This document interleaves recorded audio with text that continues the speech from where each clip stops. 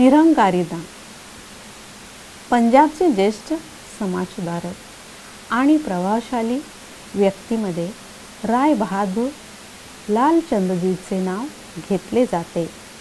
त्यांनी कन्या गुरुकुलाला एक मोठी देणगी देण्याचा प्रस्ताव ठेवला.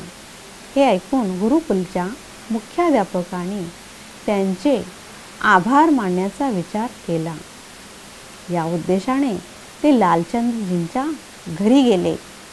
खूप वेळ दार वाजवल्यावरही कोणी न आल्याने ते अर्धवट उघडा दरवाजा उघडून घरात गेले. तेथे पोचल्यावर त्यांनी बघितले की वृद्ध व्यक्ती दुसऱ्या वृद्ध व्यक्तीचे पाय दाबत आहे. पाय दाबणाऱ्या व्यक्तीला त्यांनी विचारले की लालचंद कोठे भेटतील. पाय चेपणारी व्यक्ती लालचंद आहे हे उत्तर ऐकून त्यांच्या आश्चर्याला पारावार राहिला नाही.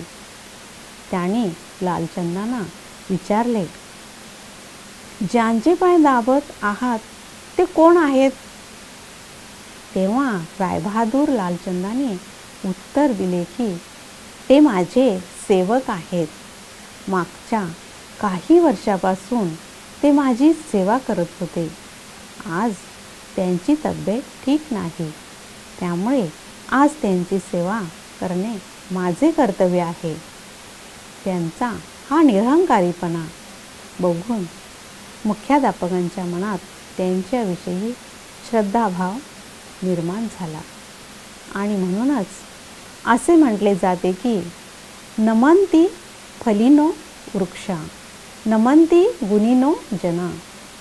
शुष्क वृक्षाच्च मूर्खाच्च न नमन्ति कदाचनम.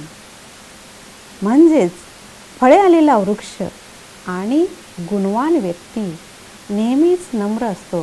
फळरहित वृक्ष आणि मूर्ख व्यक्ती नम्रतेने वागत नाही.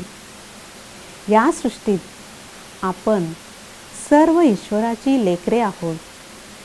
आपल्याकडे प्रत्यक्ष व अप्रत्यक्ष रूपात जे काही आहे ते सर्व ईश्वरानेच आपल्याला दिले आहे. त्या गोष्टींचा आपण कधीच अहंकार बाळगायला नको. प्रयोग 1. निरहंकारीपणा हा मनुष्याचा सर्वश्रेष्ठ अलंकार आहे. 2. निरहंकारी व्यक्ती प्रत्येकाचा आवडता तर असतोच, पण ईश्वरालाही प्रिय असतो. 3. निरहंकारी व्यक्तीचा सर्वजण मनापासून आदर करतात.